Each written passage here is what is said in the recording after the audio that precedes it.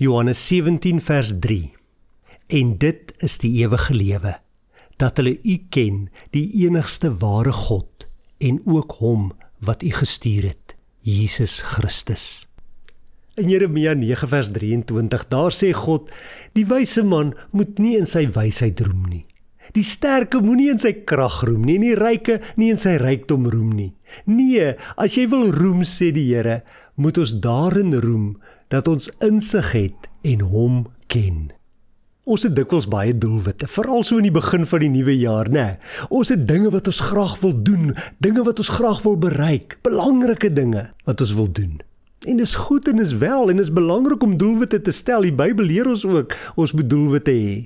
Maar die belangrikste doelwit wat ons as Christene behoort te hê is dit, en ek hoop jou ore is gespits, om God beter te leer ken. Dit behoort ons nommer 1 doel te wees vir jaar, om God beter te leer ken, om sy stem te hoor, om 'n intieme verhouding met hom te hê.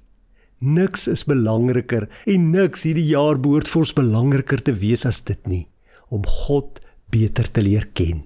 Want om God te ken is die lewe, is die ewige lewe.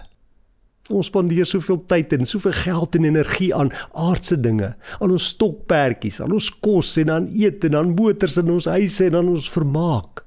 Maar die belangrikste laat ons dikwels na, ons verhouding met God.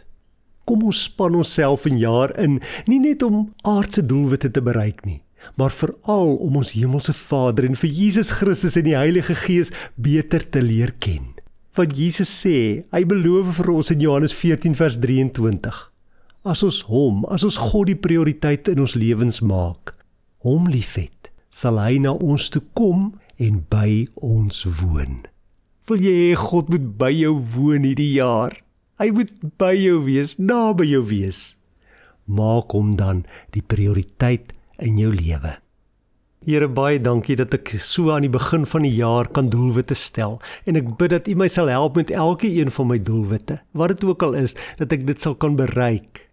Maar bovenal vra ek dat U my sal help, dat ek hierdie jaar U beter sal leer ken, dat ek U stem beter sal leer hoor, en dat ek al hoe meer sal doen wat U vir my sê.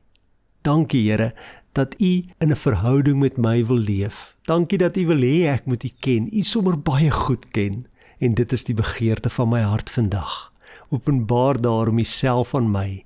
In Jesus naam vra ek dit. Amen.